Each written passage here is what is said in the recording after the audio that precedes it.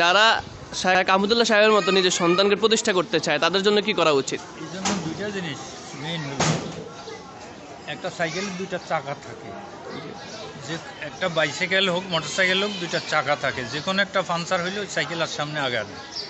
এই জন্য প্রথম হইল স্বামী স্ত্রী, আমি আর আহমদুল্লাহর মা দুইজনে তাহাজ্জুদের বিছানার রোনাজারি করেছি, রোজা রাখেছি।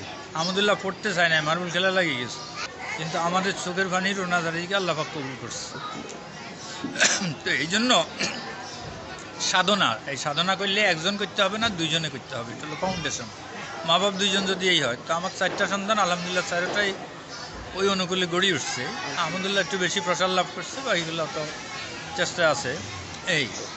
এই জন্য মা বাপের প্রথম হইলেও আল্লাহর কাছে চাওয়া, আমল করবে 100টা, দোয়া করবে 1 কেজি, এরকম চাইতে চাইতে তখন আল্লাহ পাক খুশি হয়ে যায়।